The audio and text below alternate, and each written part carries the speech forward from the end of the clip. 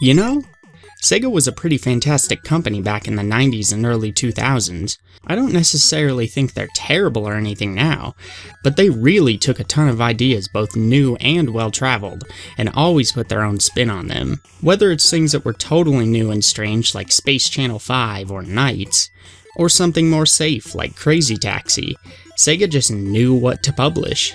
Not everything worked, and even some of the stuff that did work didn't hold up well. But they were an interesting company with their own sort of feel. One of the safer games they made to come out during that time period was Shinobi III. I myself have only played the arcade version of Shinobi 1 and never played the second game in the series at all. And really, the first time I ever played any of them was at the beginning of 2015 through the Ultimate Genesis collection. Shinobi 3 is an interesting game that's grown on me the more times I play it, so I figured it might be time to give it a review. Shinobi 3: Return of the Ninja Master was developed by Megasoft, published by Sega, and released on the Sega Genesis in North America on August 22, 1993. It's an action platformer that centers around swift and sharp combat and platforming. The story in the game is rather light, but it centers around Shinobi Joe Musashi and his attempts to once again take down the evil Neo-Zed. Whatever that is. That's about it, and that's all it really needs to take you through the various levels. The game uses a mixture of futuristic and ancient Japanese aesthetics to provide something that was decently unique for the time. Apparently, the game was pulled back for extra development time after review copies sent out to outlets ended up getting less than stellar feedback. So a lot of the ideas, stages, etc. were purportedly dropped, and the gameplay was refined instead. Some form of the beta that's similar to these review copies is supposed to be floating around out there on the internet, for those interested in that sort of thing. For everyone else, there's the final product, so why don't we get into that now? The first thing you'll notice about Shinobi 3's gameplay is that it's heavily focused on ranged attacks. The game shares design elements with series like Contra or Mega Man. Your primary source of attacks is throwing kunai, which the game calls shuriken because 90s translation. I'm just going to call them kunai. Your kunai fly straight and true, and you can throw them pretty swiftly. There isn't a limit to the amount on screen at once, so much as there's a cooldown before you can throw another, it seems. So no matter how hard you mash the button and how quickly you embed the steel into your enemies, even if you're standing right next to them, you're not going to be able to throw them any quicker. When you get close to your enemies, you'll instead use slashing attacks, which as far as I can tell do the same amount of damage as your kunai. Your weapons can be upgraded by collecting POW icons found throughout stages.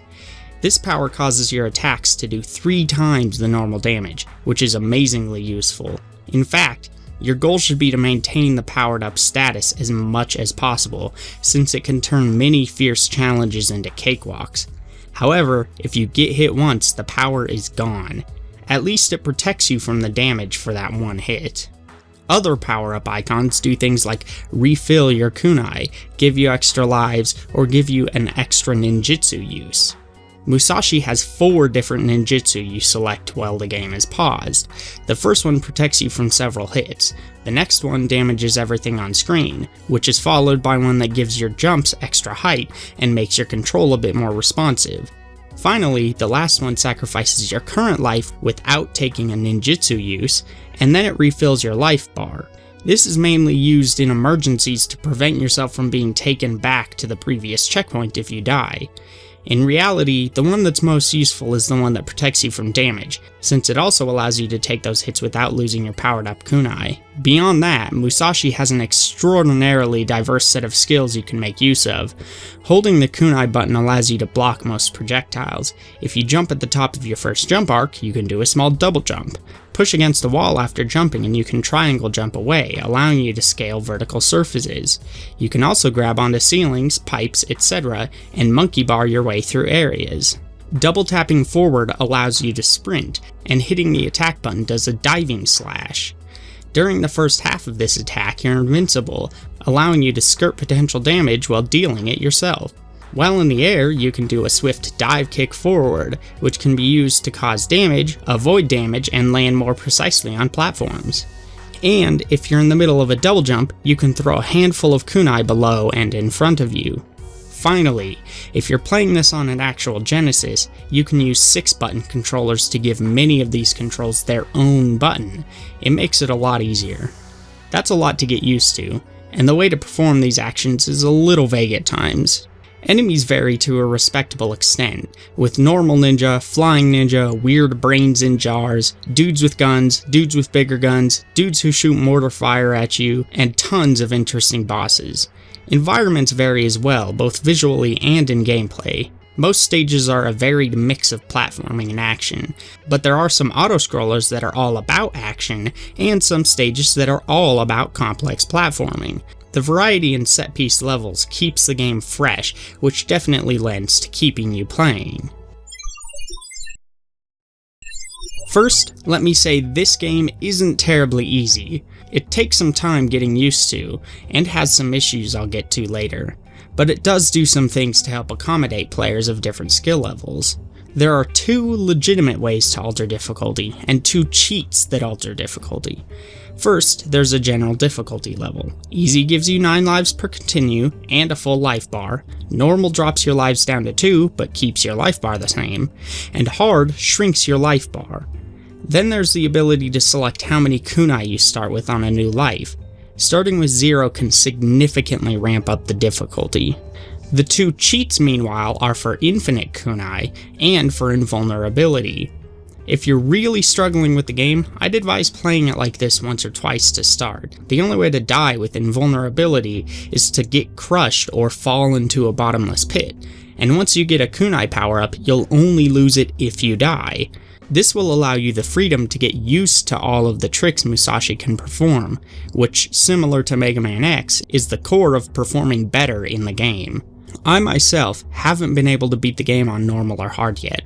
I've beaten it on easy a few times, but the footage you're seeing here is from a normal playthrough using the Ultimate Genesis Collection save state system.